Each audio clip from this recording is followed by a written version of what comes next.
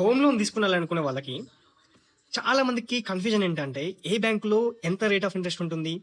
ఈ బ్యాంక్‌లో అయితే రేట్ ఆఫ్ ఇంట్రెస్ట్ తక్కువగా వస్తుంది. ఈ బ్యాంక్‌లో అయితే రేట్ ఆఫ్ ఇంట్రెస్ట్ ఎక్కువగా ఉంటుంది. ఎన్‌బీఎఫ్‌సీలో అయితే రేట్ ఆఫ్ ఇంట్రెస్ట్ ఎక్కువగా ఉంటుందని చెప్పేసి చాలా చాలా కన్‌ఫ్యూజన్ ఉంటదనమాట. సో, ఏ బ్యాంక్‌లోకి ఇవ్వాలి ఫైల్ అనేది అర్థం కాకుంటుంటది. సో, నేను పర్టిక్యులర్‌గా ఒకటి చెప్తా. స్టార్టింగ్ అనేది ఒకలాగుంటుంది. ఫర్ సపోజ్ ఎల్ఐసీకొస్తే 7% నుంచి స్టార్ట్ అవుతది. ఫర్ సపోజ్ కొన్ని ఎన్‌బీఎఫ్‌సీస్‌కి కొన్ని బ్యాంక్స్‌కొస్తే 9% నుంచి స్టార్ట్ అవుతది.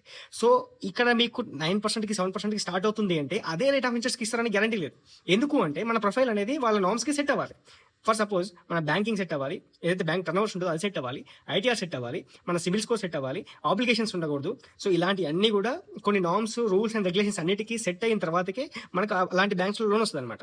సో, కొన్ని బ్యాంక్స్‌లో మనకి 6%కి, 7%కి, 8%కి ఇంట్రెస్ట్‌కి వస్తుందని చెప్పేసి ఫైల్ అక్కడ ఇవ్వడం అనేది కరెక్ట్ కాదు. మన ప్రొఫైల్ ఎక్కడ సెట్ అయ్యిద్ది, ఎక్కడైతే మనకి ఫ్లెక్సిబుల్‌గా రేట్ ఆఫ్ ఇంట్రెస్ట్ ప్లస్ పీఎఫ్‌లు ప్లస్ వాళ్ళ సర్వీస్‌లు అన్నీ కూడా ఆలోచించుకొని ఇన్ డీటెయిల్‌గా డెప్త్‌గా స్టడీ చేసిన తర్వాతకే ఫైల్ ఇవ్వాలి. ఎందుకు అంటే లైఫ్‌లో ఒక్కసారి తీసుకుంటాం హోమ్ లోన్ అనేది. సో, చాలా చాలా పెద్ద డ్రీమ్ అది. సో, నేనేం చెప్తున్నా అంటే before going to give the file ఇవ్వడానికంటే ముందు మన గురించి మనకి ఖచ్చితంగా A to Z pin to pin తెలుసుకోవాలి. అండ్ ఏదైతే ఉన్న ఇన్ఫర్మేషన్ ఉందో అది కంప్లీట్‌గా బ్యాంకర్‌కి ఎక్స్‌ప్లెయిన్ చేయాలి.